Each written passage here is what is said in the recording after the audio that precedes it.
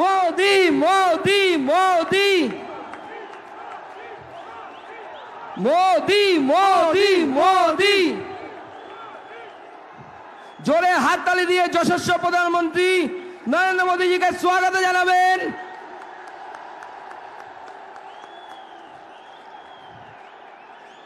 भारत माता की जय, भारत माता की जय, भारत माता की जय, जय श्री राम, जय श्री राम, जय जय श्री राम, जय श्री राम, जय श्री राम, जय श्री राम। मोदी मोदी हाथ ताली दिए, मोदी मोदी मोदी मोदी मोदी मोदी मोदी मोदी मोदी मोदी मोदी।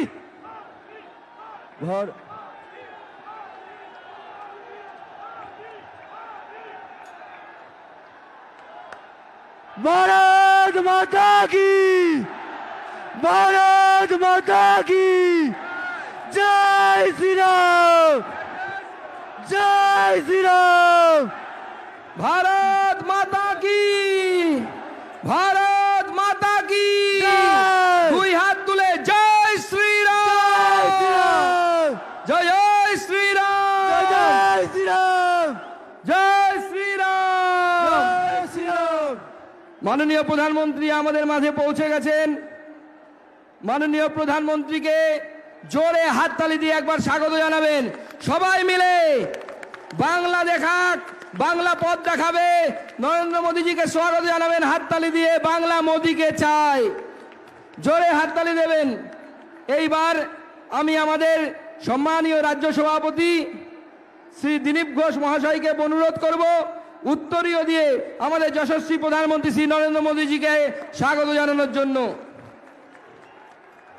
আমি এরপরে অনুরোধ করব আমাদের মাঝে উপস্থিত আছেন বাংলার সত্যিকারের গর্ব মহাগুরু শ্রী মিঠুন চক্রবর্তীকে অনুরোধ করব উত্তরীয় দিয়ে মাননীয় প্রধানমন্ত্রীকে স্বাগত জানানোর জন্য। জোরে হাততালি দেবেন।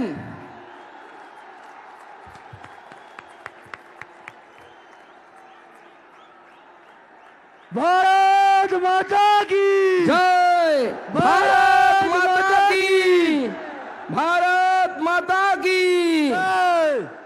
এইবার আমরা মূল প্রোগ্রামে চলে যাব। আমাদের আপনাদের সামনে বক্তব্য রাখার জন্য অনুরোধ করব আমাদেরকে সামনে থেকে যিনি নেতৃত্ব দিয়েছেন, যিনি লড়াইয়ের ভাষা শিখিয়েছেন এই বাংলার বিজেপিকে, আমাদের রাজ্য সভাপতি সম্মানীয় শ্রী দিলীপ ঘোষ।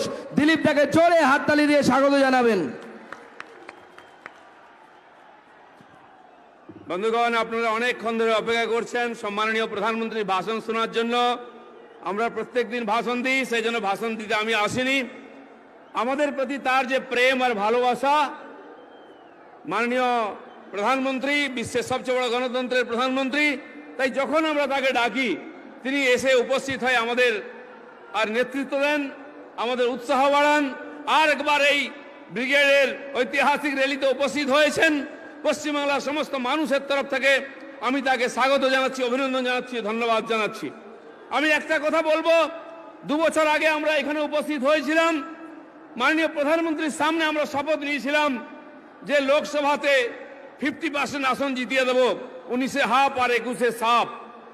আমাদের এই লড়াকু কর্মীরা আপনাদের পরিশ্রমে বাংলার মানুষ আমাদের আশীর্বাদ করে প্রায় অর্ধেক আসন দিয়েছেন। তাই আরেকবার আমি মনে করে দিতে চাইছি, 136 জন কর্মীর প্রাণের বিনিময়ে, হাজার হাজার কর্মী নিজের বাড়ি ছাড়া, ঘর ছাড়া, আত্মীয় স্বজন ছাড়া মিথ্যা কেসে জেলে আছেন, তাদের পরিশ্রমের জন্য। আর আজকেও হাজার হাজার কর্মী বাধার জন্য পৌঁছতে পারেননি, গাড়ি ভেঙে দেওয়া হয়েছে, মারপিট করা হয়েছে।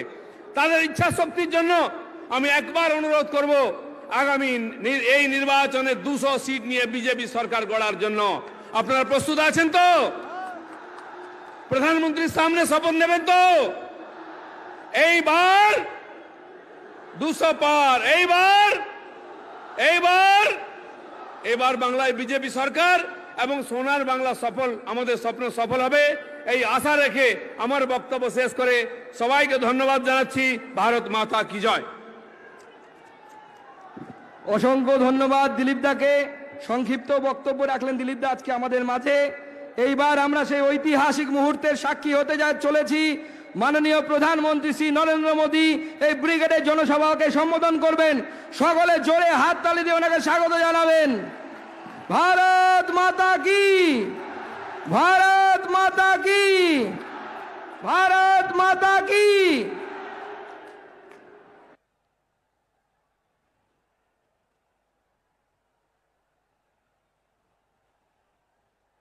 भारत माता की, भारत माता की। वंदे वंदे वंदे वंदे वंदे वंदे वंदे वंदे वंदे वंदे वंदे भारत माता की।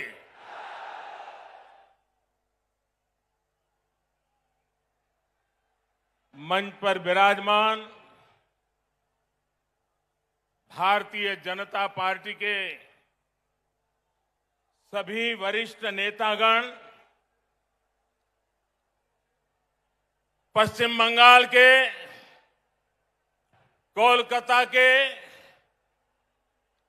बहनों और भाइयों को मेरा सादर प्रणाम।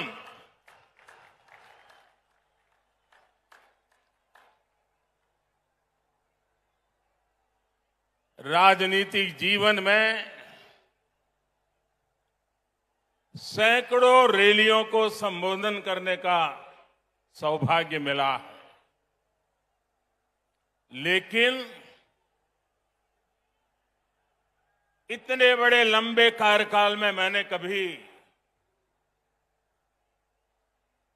इतने बड़े विशाल जनसमूह का हमें आशीर्वाद मिला हो, ऐसा दृश्य मुझे आज देखने को मिला।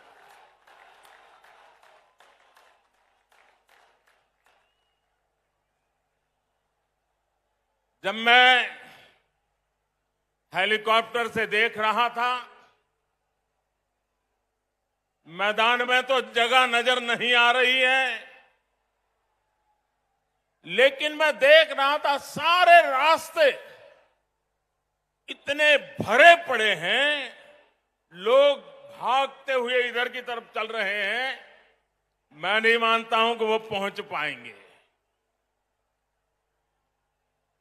मैं फिर एक बार इतनी बड़ी तादाद में आप आशीर्वाद देने के लिए आए, मैं भारतीय जनता पार्टी के सभी कार्यकर्ताओं की तरफ से आपको सादर फिर से एक बार प्रणाम करता हूं। बंगाल की इस धरती ने हमारे संस्कारों को ऊर्जा दी है। बंगाल की इस धरती ने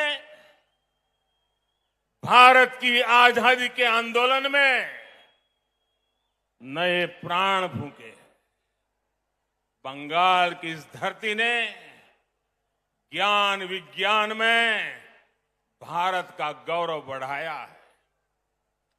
बंगाल से निकले महान व्यक्तित्वों ने एक भारत श्रेष्ठ भारत की भावना को सशक्त किया है। बंगाल की इस धरती ने एक विधान, एक निशान, एक प्रधान के लिए बलिदान देने वाले महान सपूत हमें दिया। ऐसी पावन मिट्टी को मैं अनेक अनेक बार नमन करता हूं। साथियों, ये मेरा सौभाग्य है कि आज इस ऐतिहासिक ब्रिगेड ग्राउंड पर मुझे फिर एक बार आपके आशीर्वाद प्राप्त करने का अवसर मिला है। ब्रिगेड ग्राउंड के आसपास एक तरफ स्वामी विवेकानंद जी का जन्म स्थान है, दूसरी तरफ नेताजी सुभाष बाबू का निवास स्थान है, एक तरफ महर्षि श्री अरविंदो का जन्म स्थान है, तो दूसरी तरफ डॉक्टर श्यामा प्रसाद मुखर्जी का जन्म स्थान है। ये कोलकाता, बंगाल और पूरे भारत की बहुत बड़ी प्रेरणा स्थली है। बीते दशकों में ब्रिगेड ग्राउंड में अनेकों बार ये नारा गूंजा है, ब्रिगेड चलो। सुना है ना, ब्रिगेड चलो। इस ग्राउंड ने अनेक देशभक्तों को देखा है, लेकिन ये ग्राउंड बंगाल के विकास में रोड़ा अटकाने वालों का भी गवाह रहा है। बंगाल की भूमि को 2400 घंटे हड़ताल और बंद में झोंक देने वालों की नीतियां और साजिशें भी इस ग्राउंड ने देखी है। इन लोगों ने बंगाल की इस महान भूमि का जो हाल किया, वो पीढ़ी दर पीढ़ी बंगाल के लोगों ने सहा है, बर्दाश्त किया है। लेकिन ये बंगाल के लोगों की महानता है, ये बंगाल के लोगों की अदम्य इच्छा शक्ति है कि उन्होंने बंगाल में परिवर्तन की उम्मीदों को कभी छोड़ा नहीं।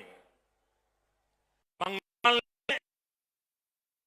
के लिए ममता दीदी पर भरोसा किया था, लेकिन दीदी और उनके काडर ने आपका ये भरोसा तोड़ दिया, आपके सपनों को चूर चूर कर दिया।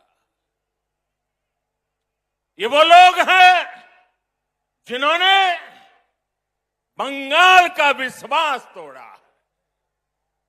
इन लोगों ने बंगाल को अपमानित किया, यहां की बहन बेटियों पर अत्याचार किया।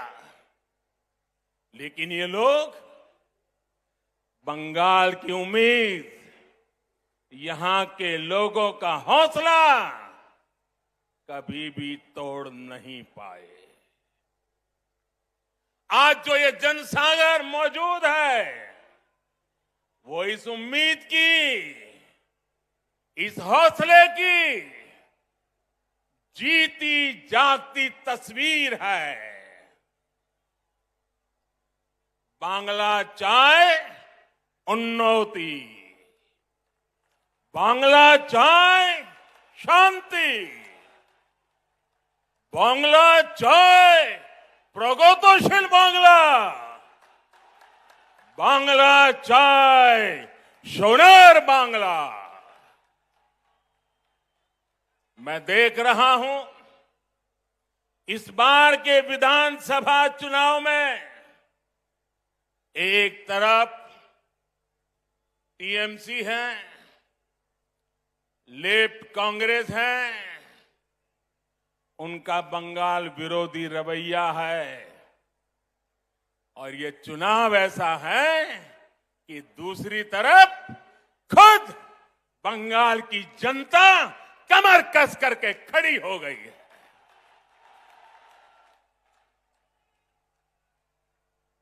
आज भाजपा को आशीर्वाद देने के लिए लाखों लोगों का यहां आना, लाखों लोगों का पूरे प्रदेश भर में निरंतर आशीर्वाद बनाए रखना, सामान्य मानवी हो, बंगाल के बौद्धिक जन हो, कला जगत के लोग हो, सभी अपना प्रेम, अपने आशीर्वाद बरसा रहे हैं। सबके दिल में एक ही इच्छा है, हमारा बंगाल विकास की नई ऊंचाई पर पहुंचे। आज तो हमारे बीच बांग्लार छेले मिठुन चक्रवर्ती जी भी है। उनकी जीवन गाथा संघर्ष और सफलता के अद्भुत उदाहरणों से भरी हुई है।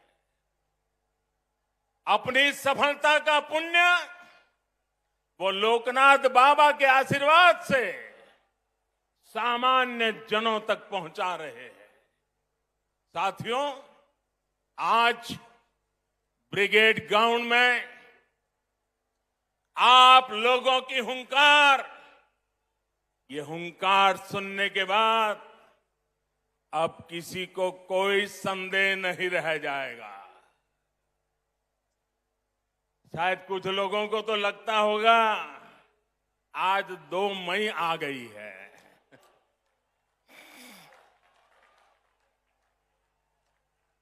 भाइयों बहनों, पूरी ताकत से मेरे साथ बोलिए, दोनों मुट्ठी बंद करके बोलिए, हाथ ऊपर करके बोलिए, पूरी ताकत से बोलिए, भारत माता की,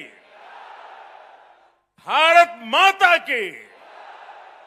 साथियों, भारत माता के इस जयकारे की गूंज बंगाल के कोने कोने तक जा रही है। भारत माता के आशीर्वाद से सोनार बांग्ला का संकल्प जरूर सिद्ध होके रहेगा। यहां आया एक एक व्यक्ति, हमारी माताएं, हमारी बहनें, हमारी बेटियां, बंगाल का युवा आज बंगाल में आशोल परिवर्तन के लिए आया है। आशोल परिवर्तन। मैं इस ब्रिगेड ग्राउंड से आपको इस आशोल परिवर्तन का विश्वास दिलाने आया हूं। विश्वास बंगाल के विकास का, विश्वास बंगाल में स्थितियों को बदलने का, विश्वास बंगाल में निवेश बढ़ाने का, उद्योग बढ़ाने का, विश्वास बंगाल के पुनर्निर्माण का, विश्वास बंगाल की संस्कृति और यहां की परंपराओं की रक्षा का। मैं विश्वास दिलाने आया हूं कि आपके लिए, यहां के नौजवानों के लिए, यहां के किसानों के लिए, उद्यमियों के लिए, यहां की बहनों बेटियों के विकास के लिए हम 24 घंटे दिन रात मेहनत से काम करेंगे। हम मेहनत करने में कोई कमी नहीं रखेंगे। हम पल पल आपके लिए जिएंगे। हम पल पल आपके सपनों के लिए जिएंगे। ये विश्वास दिलाने में आया। हम आपकी सेवा करेंगे, आपका आशीर्वाद लेंगे। आपका दिल सिर्फ चुनाव में नहीं, हर पल आपका दिल जीतते रहेंगे। अपने काम के द्वारा, सेवा के द्वारा, समर्पण के द्वारा, परिश्रम के द्वारा। यहां जो भाजपा की सरकार बनेगी, उसकी नीति, उसके निर्णयों में बंगाल के लोगों का हित ये सुप्रीम होगा। बंगाल के लोगों का हित ये सर्वोपरि होगा। यहां जो भाजपा की सरकार बनेगी, आशोल परिवर्तन का मंत्र उसकी प्रेरणा होगा, उसके परिश्रम का आधार होगा।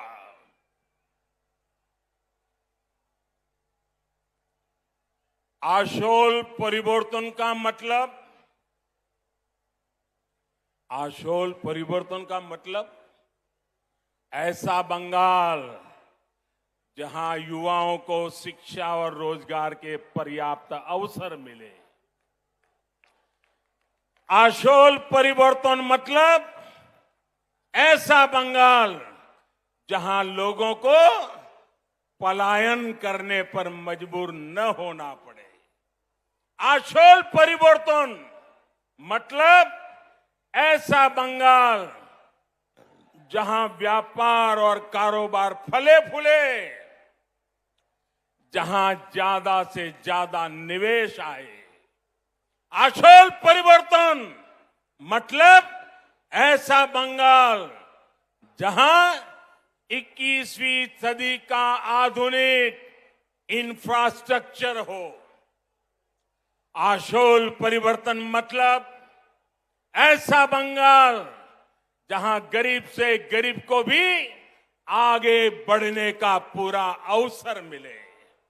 आशोल परिवर्तन मतलब ऐसा बंगाल जहां हर क्षेत्र, हर वर्ग की विकास में बराबर की भागीदारी होगी।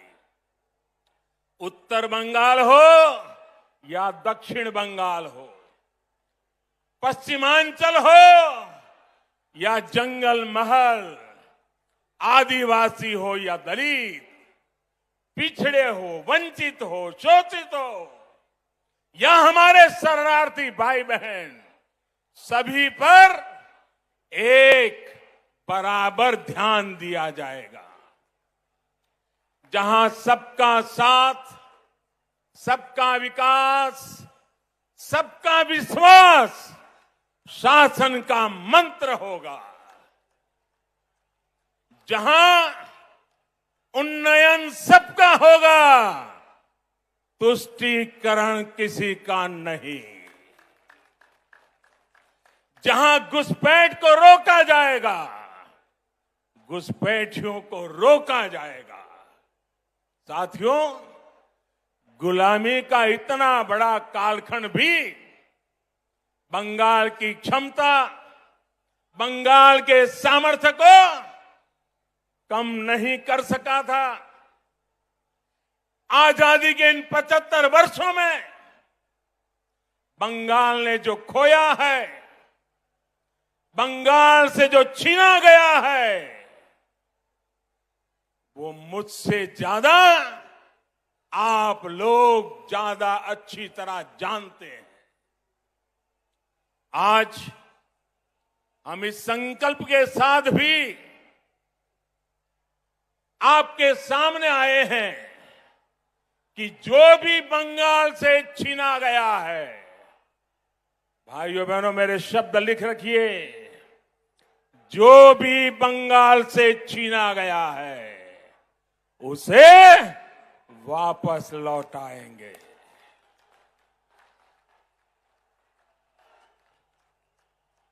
आज जब भारत अपनी आजादी के 75 वर्ष में प्रवेश कर रहा है,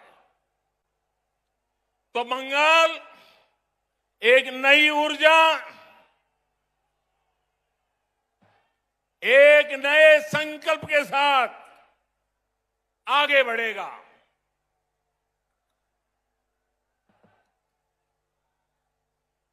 देश की तरह ही बंगाल के विकास के लिए भी अगले 25 साल बहुत अहम है।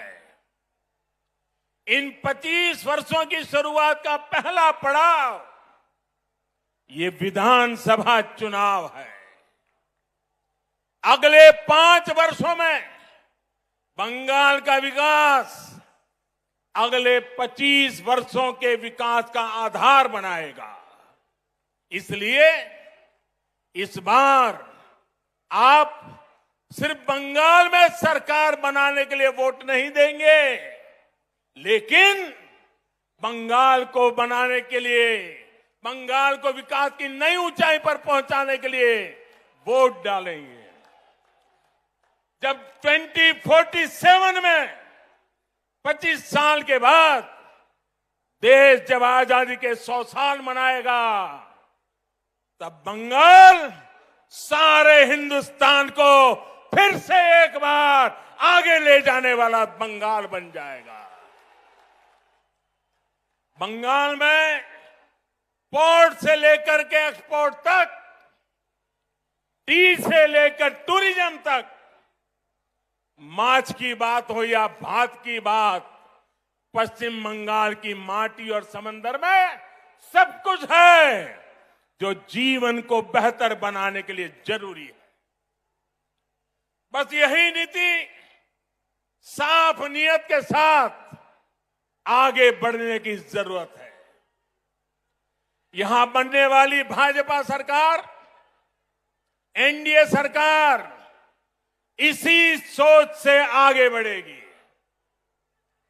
भाइयों और बहनों, कोलकाता तो सिटी ऑफ जॉय है। कोलकाता के पास समृद्ध अतीत की विरासत भी है और भविष्य की संभावनाएं भी है। ऐसा कोई कारण नहीं है कि कोलकाता के कल्चर को सुरक्षित रखते हुए इसे सिटी ऑफ फ्यूचर न बनाया जा सके। कुछ दिन पहले ही देश के टॉप शहरों की लिस्ट निकली है। ये हर बंगाल वासी की अपेक्षा है कि कोलकाता भी इस लिस्ट में टॉप के शहरों में हो।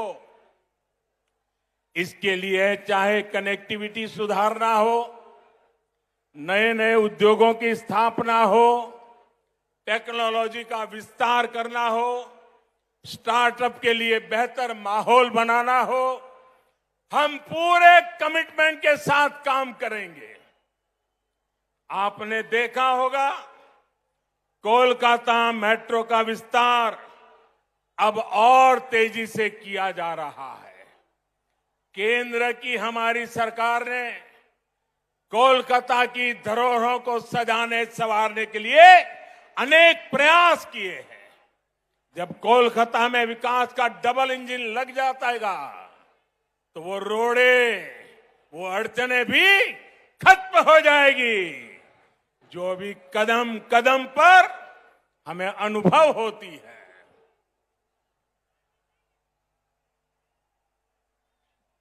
आप अंदाजा लगा सकते हैं कि इनकी कमीशनबाजी की वजह से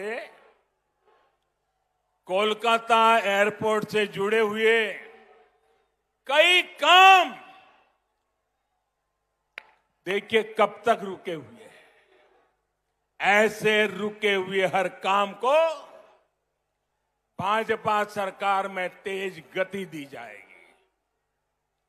यहां के स्मार्ट सिटी प्रोजेक्ट को भाजपा सरकार में नई ऊर्जा मिलेगी। शहर में नए फ्लाईओवर बनाए जाएंगे। अधूरे फ्लाईओवर्स को समय सीमा में पूरा किया जाएगा। भाजपा सरकार बनने के बाद कोलकाता में झुग्गियों में रहने वाले को भी पक्के घर मिलेंगे। प्रधानमंत्री आवास योजना का लाभ मिलेगा। रेहड़ी और ठेला लगाने वाले हमारे भाई बहनों को भी भाजपा सरकार में स्वनिधि योजना का लाभ तेज गति से दिलाया जाएगा। साथियों, कोलकाता के साथ ही बंगाल के दूसरे शहरों में भी आत्मनिर्भर भारत को ऊर्जा देने की भरपूर क्षमता है। भाजपा सरकार में इन शहरों के इंफ्रास्ट्रक्चर को आधुनिक बनाया जाएगा ताकि वहां पढ़ाई, कमाई और बुजुर्गों के लिए दवाई के नए साधन विकसित किए जा सके। पश्चिम बंगाल में फूड प्रोसेसिंग और पोर्ट लेड डेवलपमेंट की भरपूर संभावनाएं हैं। आत्मनिर्भर भारत अभियान के तहत इन उद्योगों में निवेश को यहां प्रोत्साहित किया जाएगा। इससे किसानों से लेकर मछुआरों तक हर किसी को लाभ मिलेगा। बहनों और भाइयों, पश्चिम बंगाल में आशोल परिवर्तन के लिए गांव और शहरों के स्थानीय शासन यानी ग्राम पंचायत, नगर निगम और नगर पालिकाओं के शासन में पूरी पारदर्शिता भी उतनी ही जरूरी है। इस लोकतांत्रिक व्यवस्था को जिस तरह से तहस नहस किया गया है वो आप भली भांति जानते हैं। इस व्यवस्था को बंगाल में भाजपा फिर से मजबूत करेगी। सरकारी सिस्टम पर, पुलिस पर, प्रशासन पर जनता का विश्वास जागे। हम वो परिवर्तन लेके रहेंगे, ये हम लाएंगे। भाजपा सरकार में एग्जाम से लेकर के ट्रेनिंग और रिक्रूटमेंट तक एक पारदर्शी व्यवस्था फिर से खड़ी होगी। स्किल डेवलपमेंट के लिए केंद्र सरकार की योजनाओं को यहां ईमानदारी से लागू किया जाएगा। पश्चिम बंगाल में नई राष्ट्रीय शिक्षा नीति के विस्तार को भी बल दिया जाएगा। इंजीनियरिंग, डॉक्टर, टेक्नोलॉजी ऐसे विषयों की पढ़ाई बांग्ला भाषा में भी हो, इस पर भी जोर दिया जाएगा। अंग्रेजी नहीं जानता, इसलिए गरीब का बच्चा, गरीब की बेटी अब डॉक्टर बनने के सपने से दूर नहीं रहेगी। गरीब का बच्चा, गरीब की बेटी भी वो डॉक्टर बन पाए, वो इंजीनियर बन पाए। झुग्गी झोपड़ी में पढ़ाई करके निकला हुआ बच्चा भी बंगाल का नाम रोशन करे, ये व्यवस्था हम बनाना चाहते हैं। साथियों, हमारा लक्ष्य सिर्फ पश्चिम बंगाल में सत्ता का परिवर्तन करना नहीं है, यही एकमात्र उद्देश्य नहीं है। हम बंगाल की राजनीति को विकास केंद्रित राजनीति की तरफ ले जाना चाहते हैं। 5 साल बर्बाद हो चुके हैं, अब बंगाल को बर्बाद होने का अवसर किसी को नहीं देना चाहिए। और इसलिए हम आशोल परिवर्तन की बात कर रहे हैं। और आशोल परिवर्तन के इस महायज्ञ में बंगाल के लोगों को भी ये भी याद रखना है कि उनके साथ किस तरह का छल बार बार लगातार कैसा छल किया गया है, इसे भूलना नहीं। साथियों, आजादी के नारे पर कांग्रेस सत्ता में आई थी। आजादी के बाद कुछ समय काम हुआ, लेकिन फिर बंगाल पर वोट बैंक की राजनीति हावी होती चली गई। इस राजनीति को वामपंथियों ने बढ़ाया और आगे लिया, और वामपंथियों ने तो नारा दिया। आपको याद होगा, बंगाल के लोगों को याद होगा, वामपंथी क्या कहते थे? कांग्रेसेर कालो हाथ, कांग्रेसेर कालो हाथ भंगे दाओ गुड़िए दाओ।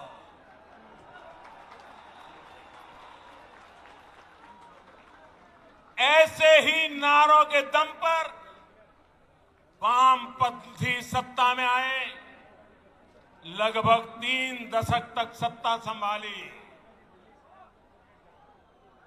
मैं जरा पूछना चाहता हूं, आज उस काले हाथ का क्या हुआ रे? ये काला हाथ कैसे गोरा हो गया रे? जिस हाथ को वामपंथी तब काला समझते थे, वो आज सफेद कैसे हो गया? जिस हाथ को तोड़ने की बात करते थे, आज उसी का आशीर्वाद लेकर वो चल रहे हैं। साथियों, वामपंथियों के विरुद्ध ममता दीदी ने परिवर्तन का नारा दिया था।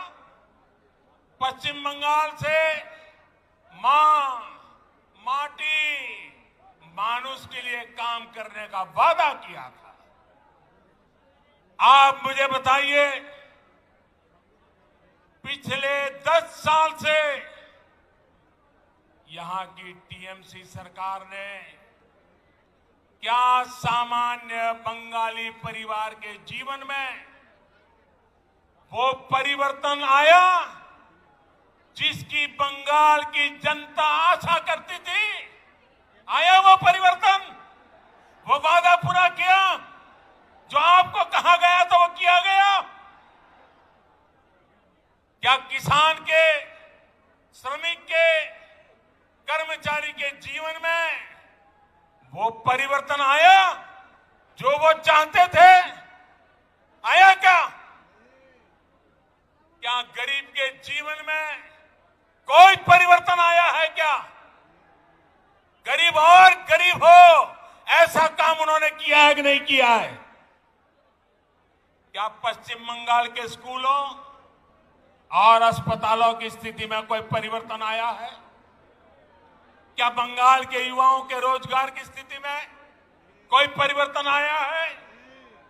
क्या बंगाल के औद्योगिकरण में वो परिवर्तन आया जितना उसका सामर्थ्य है? क्या दशकों से चली आ रही खून खराबे की राजनीति में परिवर्तन आया क्या? साथियों, आज बंगाल में मां, माटी, मानुष की क्या स्थिति है, ये आप भली भांति जानते हैं। मां पर गली गली में हमले होते हैं, घर में घुसकर मां पे हमले होते हैं। अभी हाल में जो 80 साल की बूढ़ी मां के साथ हुआ है, जो निर्ममता दिखाई गई है, उसने इन लोगों का क्रूर चेहरा पूरे भारत को दिखा दिया है।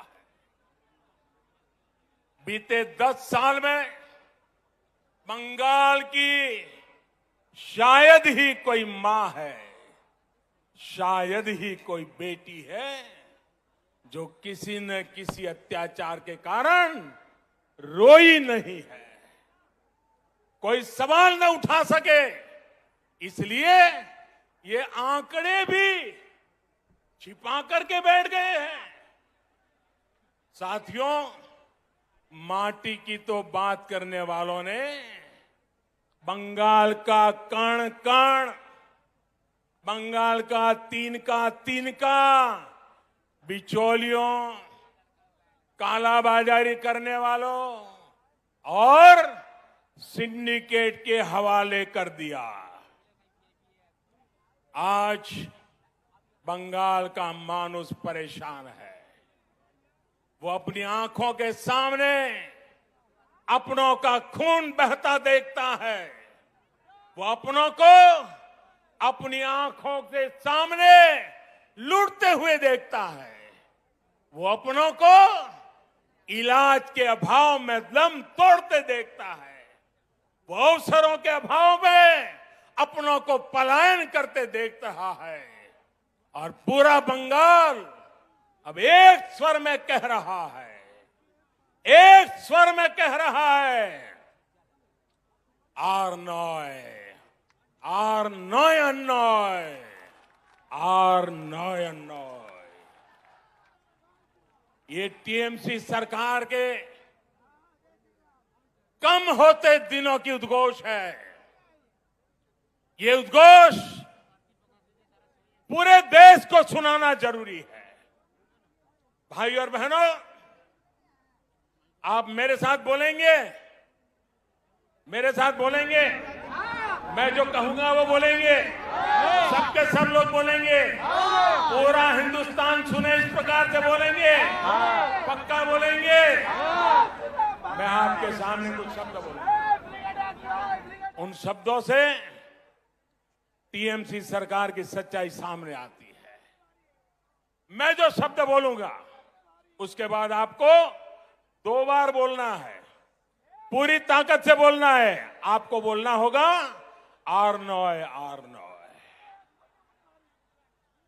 मैं जब बोलूंगा उसके बाद बोलना है, और इसके अंदर आपका गुस्सा, आपका आक्रोश, आपके दिल की आवाज निकलनी चाहिए, जो हिंदुस्तान के कोने कोने में पहुंचनी चाहिए। बोलेंगे? पक्का बोलेंगे? आपको आर नॉय बोलना है, ठीक है? भ्रष्टाचार 2 बार बोलना है। भ्रष्टाचार, भ्रष्टाचार, तोलाबाजी, तोलाबाजी, कटमनी, कटमनी, सिंडिकेट, सिंडिकेट, बेरोजगारी, बेरोजगारी, हिंसा, हिंसा, आतंक, आतंक, तुष्टिकरण, तुष्टिकरण, अन्याय, अन्याय।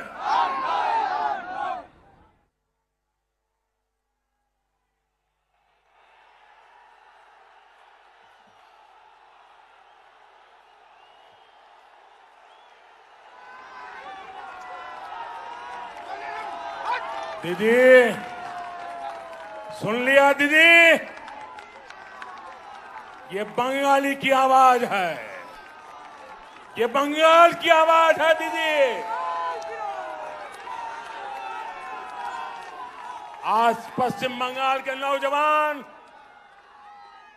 यहां के बेटे बेटियां आपसे एक ही सवाल पूछ रहे हैं।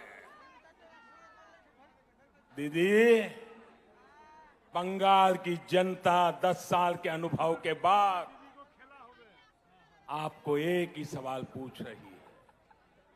उन्होंने आपको दीदी की भूमिका में चुना था।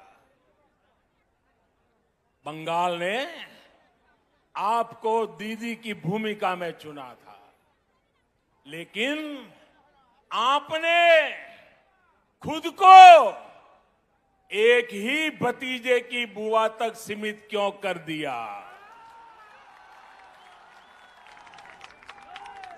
आपने एक ही भतीजे की बुआ होने के मोह को क्यों चुना? बंगाल के लाखों भतीजे भतीजियों की आशाओं के बजाय आप अपने भतीजे का लालच पूरा करने में क्यों लग गई? आप भी भाई भतीजावाद के उन कांग्रेसी संस्कारों को छोड़ नहीं पाई जिनके खिलाफ आपने बगावत की थी। बहनों और भाइयों, मां माटी मानुष से विश्वासघात करने के बाद, इतना अन्याय करने के बाद, अब इन लोगों ने एक नया नारा गढ़ा है। अरे दीदी, आप बंगाल की ही नहीं, आप तो पूरे भारत की बेटी है। कुछ दिन पहले जब आपने स्कूटी संभाली,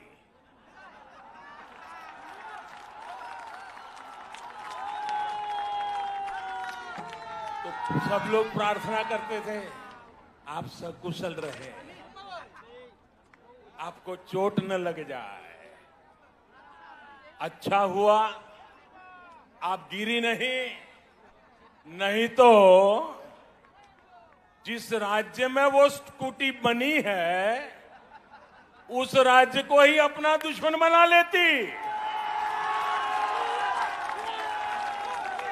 अगर स्कूटी साउथ में बनी होती तो साउथ को दुश्मन बना लेती, अगर स्कूटी नॉर्थ में बनी होती तो नॉर्थ को दुश्मन बना लेती। अच्छा हुआ आप ठीक है, तब आप गिरी नहीं। जब आपकी स्कूटी भवानीपुर जाने के बाद बदल नंदीग्राम की तरफ मुड़ गई,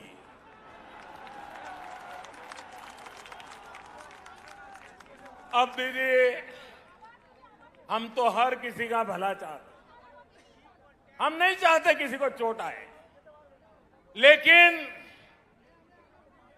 जब स्कूटी ने नंदीग्राम में गिरना तय किया है तो हम क्या करें।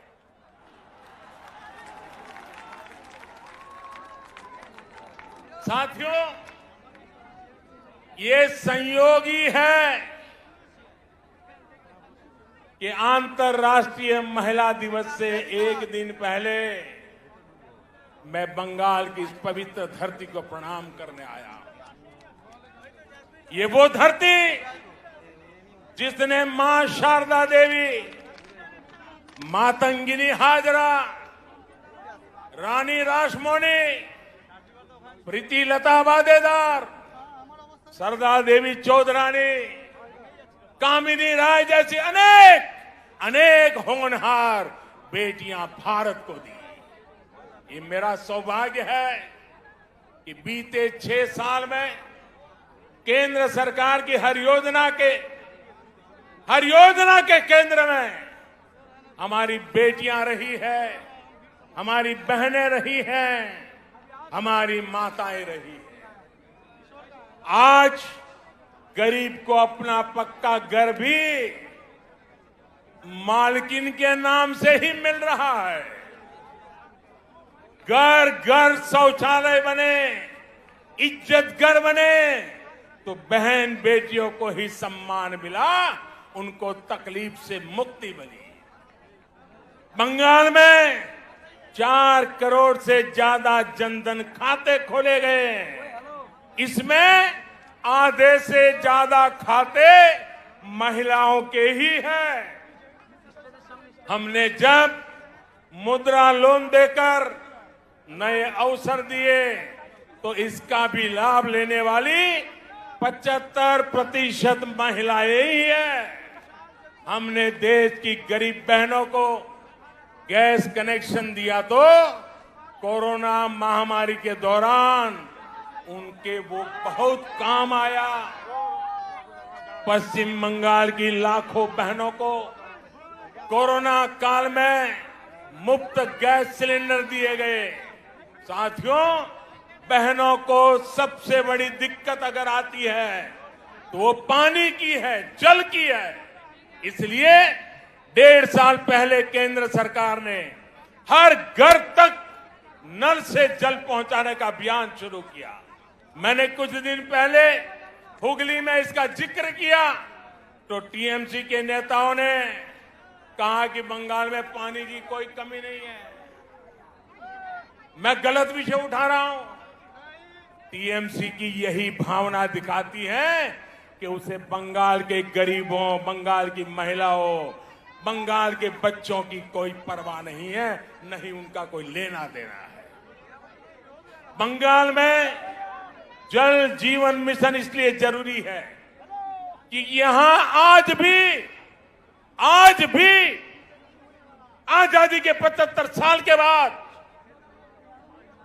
एक महिला यहां राज कर रही है, तब आज भी 1.5 करोड़ से ज्यादा घरों में नल से पानी नहीं आता। बंगाल में जल जीवन मिशन इसलिए जरूरी है क्योंकि अनेकों जिलों में आर्सेनिक युक्त पानी बच्चों का जीवन तबाह कर रहा है, सभी को बीमार कर रहा है। क्या गरीब की चिंता करना, गरीब की सेवा करना क्या हमारा कर्तव्य नहीं है? क्या गरीब के भी राजनीति करेंगे? लेकिन अफसोस है साथियों कि देश में टीएमसी सरकार गरीबों पर झूठ बोल के राजनीति करने पर तुली हुई है।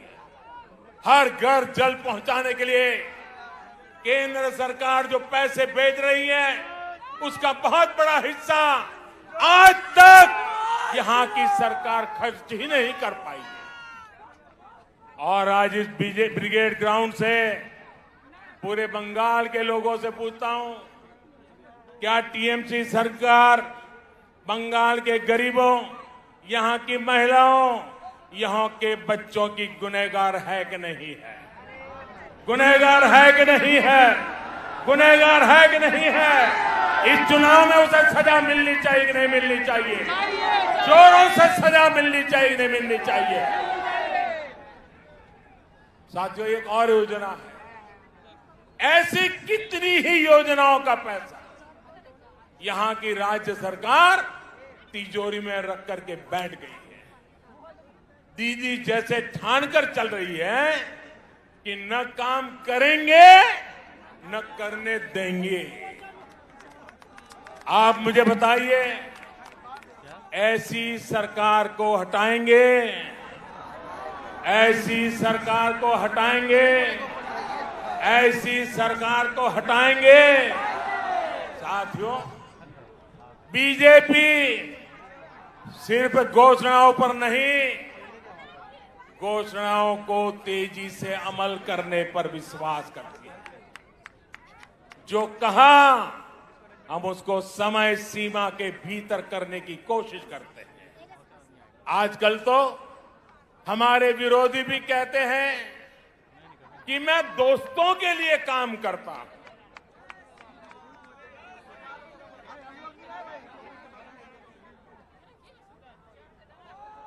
हमें कहा जाता है कि मोदी अपने दोस्तों के लिए काम करता है।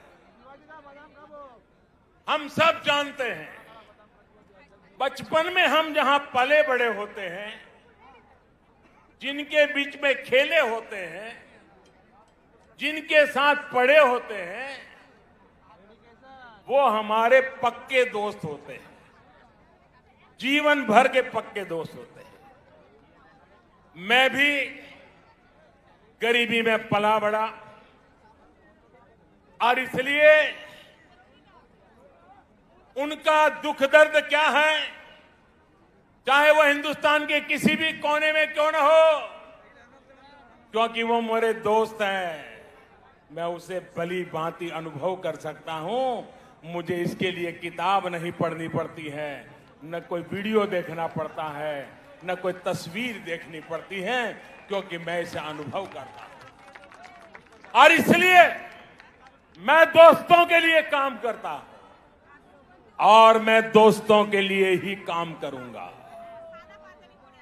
भाइयों बहनों, मैं बंगाल के अपने दोस्तों के लिए काम कर रहा हूं। मैंने अपने दोस्तों को बंगाल में लगभग 90 लाख गैस कनेक्शन दिए हैं। मैंने अंधेरे में जी रहे अपने बंगाल के 7 लाख से अधिक दोस्तों को मुफ्त बिजली कनेक्शन दिया है। मैंने अपने दोस्तों के लिए बंगाल में 60 लाख से ज्यादा शौचालय, इज्जत घर बनवाए हैं। मैंने अपने दोस्तों के लिए बंगाल में 32 लाख से अधिक पक्के घर स्वीकृत किए हैं। दलित हो, पिछड़े हो, पीड़ित हो, शोषित हो, वंचित हो, सभी दोस्तों को इन योजनाओं का लाभ मिला है।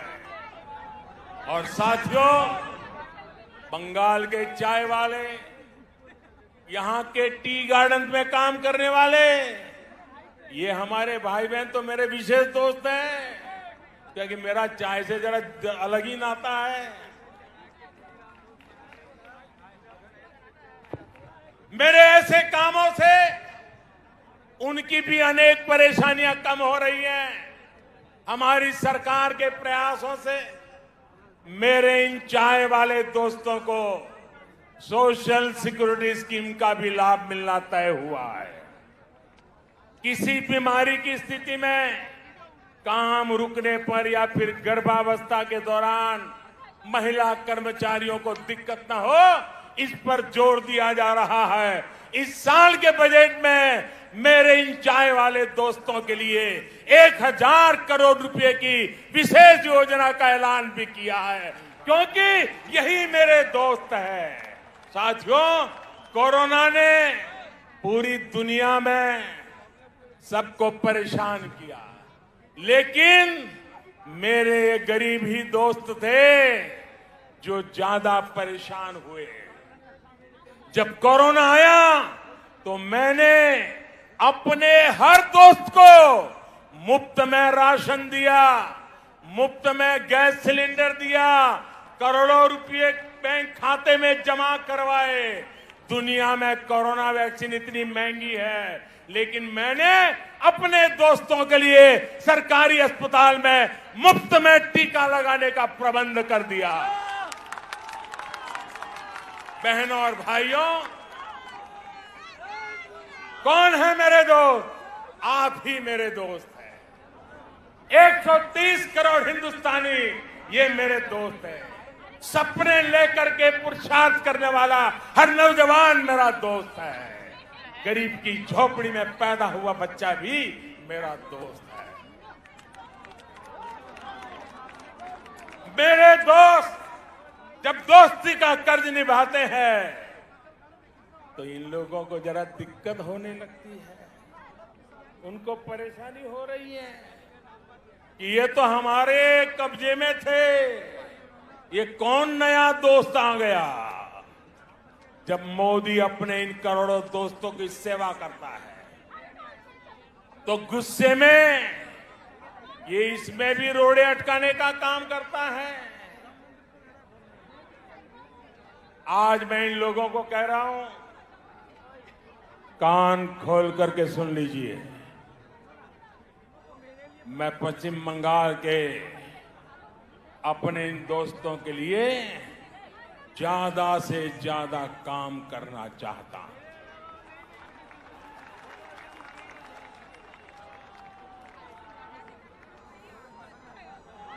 बंगाल सरकार रोक रही है, लेकिन मैं बंगाल के लाखों किसान दोस्तों के बैंक खाते में हजारों करोड़ रुपए सीधे जमा करना चाहता हूं। बंगाल सरकार रोक रही है, लेकिन मैं बंगाल के करोड़ों गरीब दोस्तों को आयुष्मान भारत योजना के तहत पूरे देश में कहीं पर भी 5 लाख रुपए तक के मुफ्त इलाज की सुविधा देना चाहता हूं।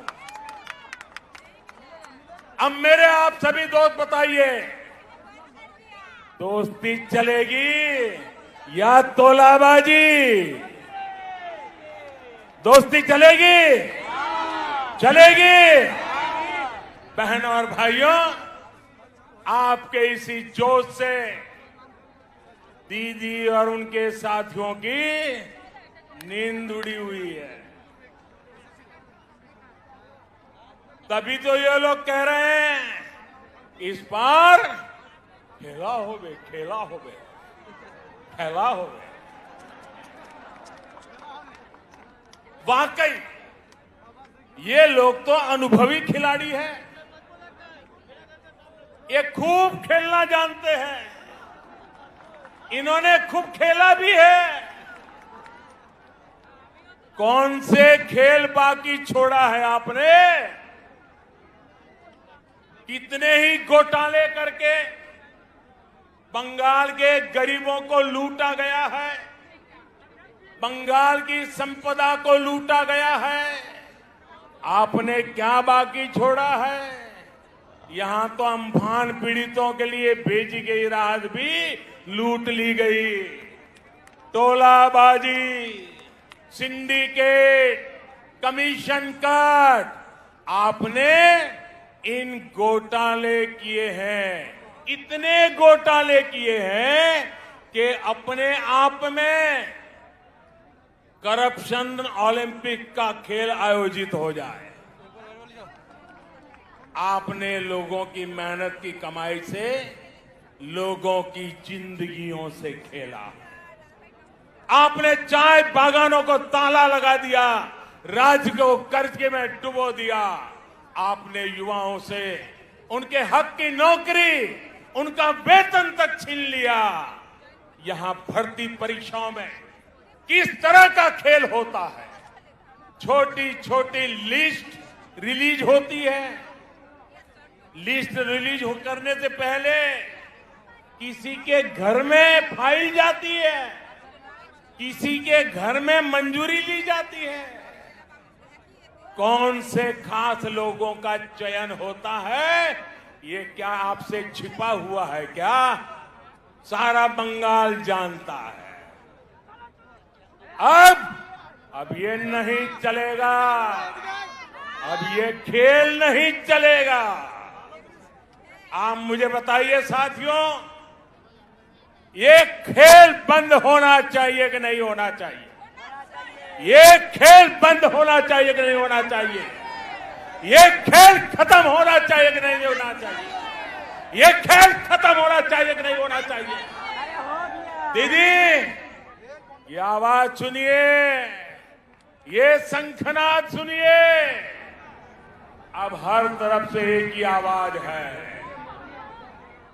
टीएमसी का खेला शेष, टीएमसी का खेला शेष, खेला खत्म, विकास शुरू। मेरा आपसे आग्रह है,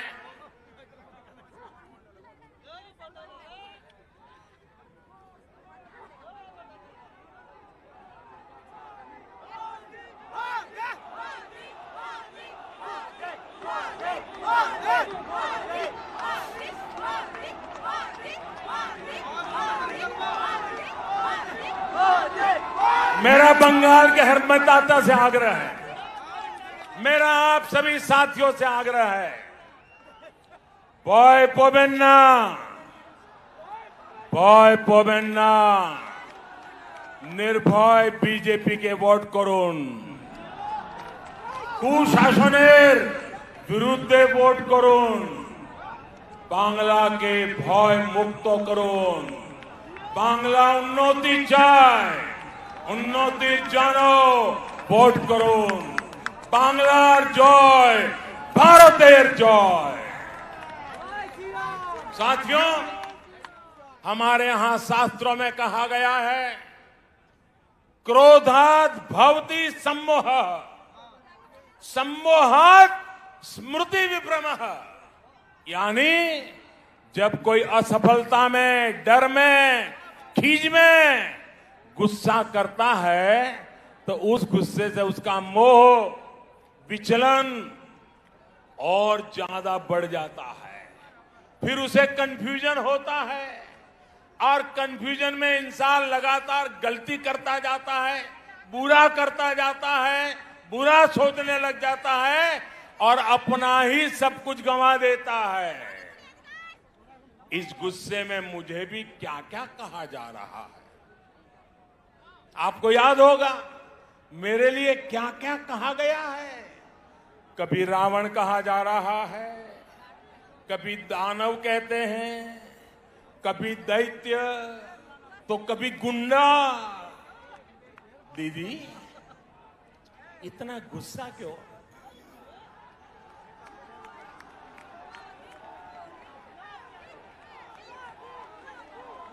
दीदी, इतना गुस्सा क्यों? राग केनो दीदी? कोथाए कोथाए घाल दो, ये तो राग केनो दीदी? अगर आज बंगाल में कमल खिल रहा है तो इसका कारण वही कीचड़ है जो आपकी पार्टी ने, आपकी सरकार ने यहां फैलाया। आपने बंगाल को विकास के बजाय बंटवारे की तरफ धकेला, इसलिए यहां कमल खिल रहा है। आपने बंगाल में क्षेत्र और संप्रदाय के नाम पर भेदभाव किया, इसलिए बंगाल में कमल खिल रहा है। आपने लोकतंत्र के नाम पर लूट तंत्र को बढ़ावा दिया, इसलिए बंगाल में कमल खिल रहा है। आपने गरीब को उसके हक से वंचित रखा, इसलिए बंगाल में कमल खिल रहा है। साथियों, दीदी को मैं बरसों से जानता हूं। ये वो दीदी नहीं है जिन्होंने वामपंथ के अत्याचार के विरुद्ध आवाज उठाई थी। दीदी पर अब उनका अपना भी बस नहीं है।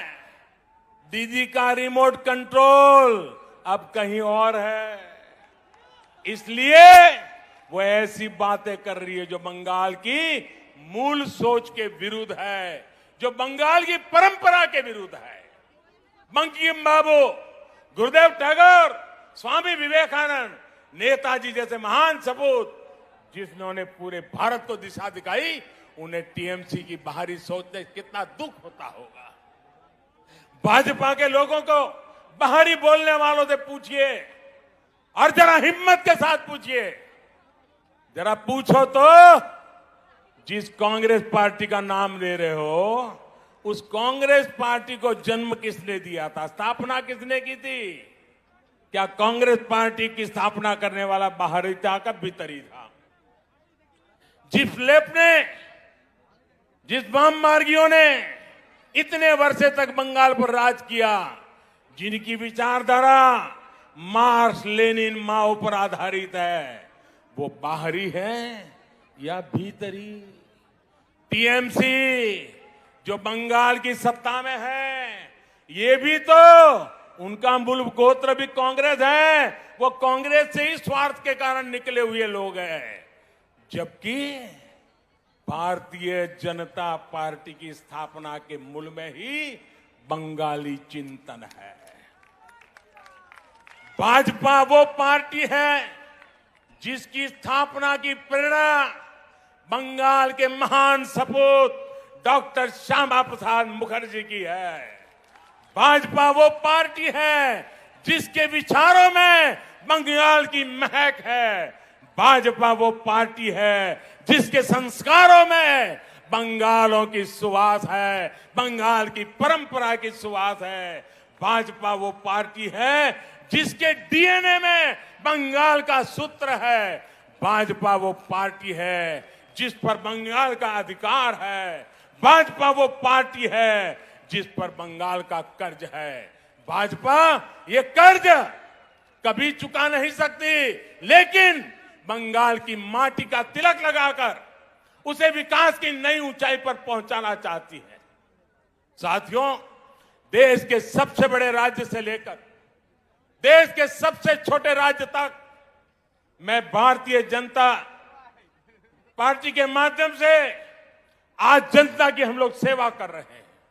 कमल के फूल में बंगाल की मिट्टी की खुशबू है, इसलिए ही कहा जा रहा है लोकसभा में टीएमसी हाफ, लोकसभा में टीएमसी हाफ, और इस बार पूरी साथ। इस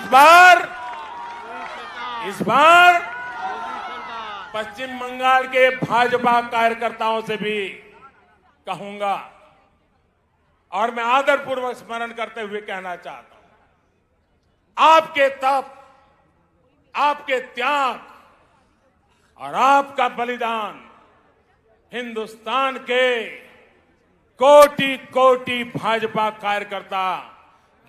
कार्यकर्ताओं के परिवारजन उनको प्रेरणा देता है।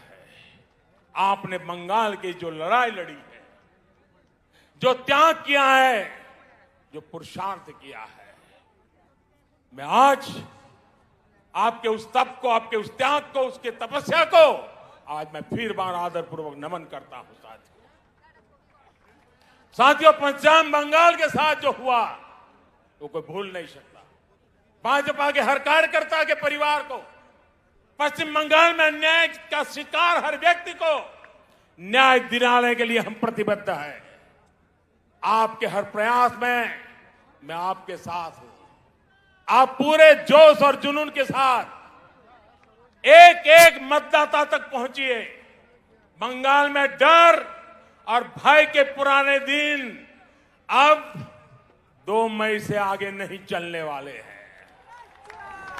मैं बंगाल के सरकारी कर्मचारियों से भी आग्रह करूंगा, बिना किसी राजनीतिक दल के दबाव में आए काम करिए। देश का संविधान, देश का लोकतंत्र सर्वोपरि है, उसके ऊपर कोई नहीं है। मैं पश्चिम बंगाल के हर वोटर से कहूंगा, लोकसभा चुनाव में आपका मंत्र था चुपचाप कोमल छाप, चुपचाप कोमल छाप। ये इसका कमाल कर दिया था। आपके एक वोट की ताकत आपने कश्मीर से लेकर अयोध्या तक दिखी है। इस बार आपको जोर से छाप, टीएमसी साथ के इरादे से आगे बढ़ना है। ये ब्रिगेड मैदान आज फिर से बंगाल में लोकतंत्र स्थापित करने जा रहा है और आप सभी उस क्षण के साक्षी बनेंगे। अब मैं आपसे फिर से एक बार कुछ बातें बुलवाना चाहता हूं। बोलेंगे? बोलेंगे? ये सारे शब्द बंगाल की इच्छा है। एक एक शब्द बंगाल का संकल्प है। ये आपका भी संकल्प है, ये मेरा भी संकल्प है। मैं जो शब्द बोलूंगा उसके बाद आपको एक सुर में बोलना है। ए बार, क्या बोलना है?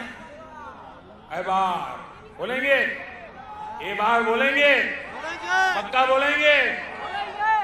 আসল পরিবর্তন, আসল পরিবর্তন, আসল পরিবর্তন।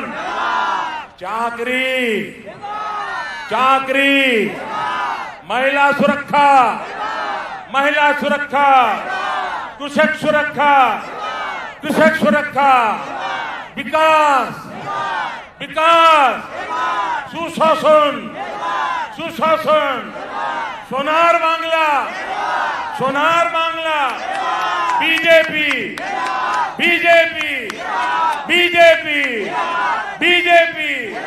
हम सभी का संकल्प जरूर पूरा होगा। इसी विश्वास के साथ आप सभी का एक बार फिर मैं बहुत बहुत आभार व्यक्त करता हूं। दोनों मुट्ठी बंद करके पूरी ताकत से बोलिए मेरे साथ, भारत माता की, भारत माता की, भारत माता की, भारत माता की। वंदे वंदे वंदे वंदे वंदे वंदे वंदे वंदे वंदे वंदे वंदे वंदे वंदे। धन्यवाद।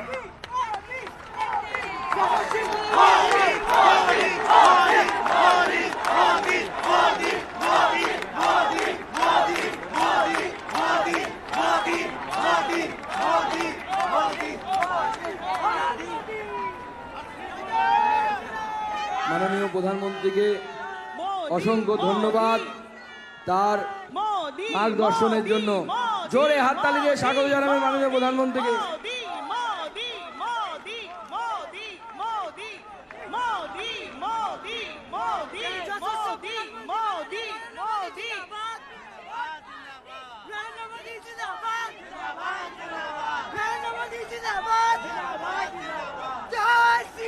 भारत माता की, भारत माता की, भारत माता की जय श्री राम। জোরে হাততালি দিয়ে প্রধানমন্ত্রীকে ধন্যবাদ জানাবেন। আপনারা সকলে মিলে আমরা হাততালি দিয়ে ধন্যবাদ জানাবো। উনি কর্মব্যস্ততার মধ্যে আমাদেরকে সময় দিলেন। আপনারা যারা প্রত্যেক